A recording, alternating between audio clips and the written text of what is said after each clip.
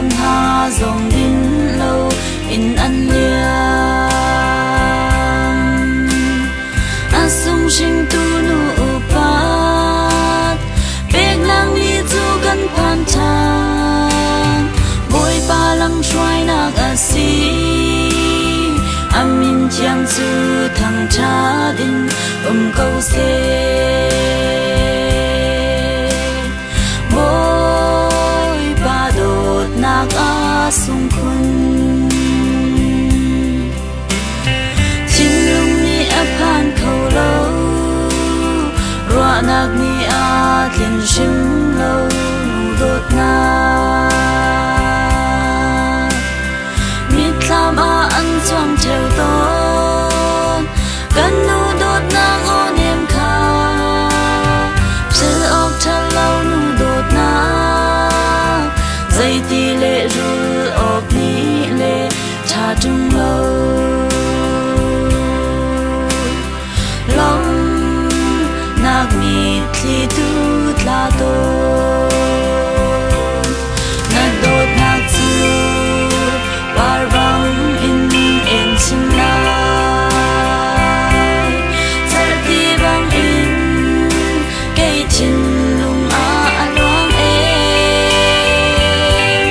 fa la cha a na dot na ku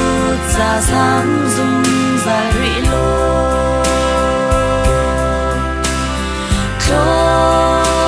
chua nak buông mar ra he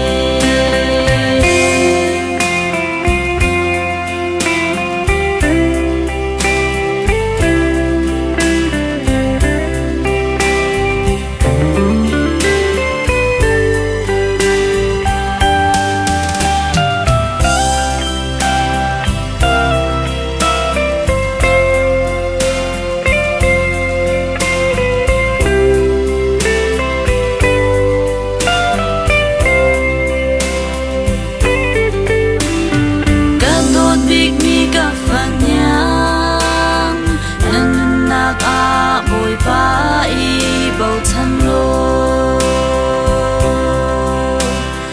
nu la pa u pat zia cham lak cha lam choi tu si lai tap pi le lung tu sham i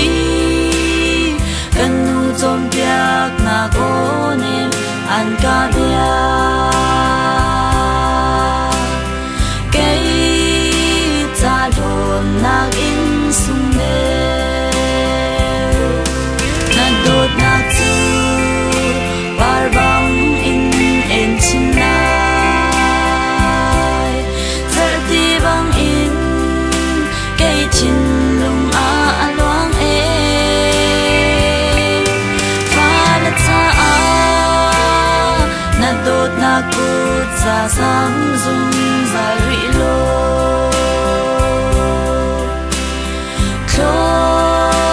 chua nak buông mar ra he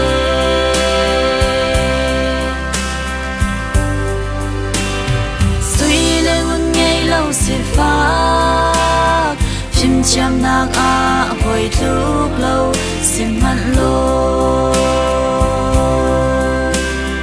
na ka chuak le chim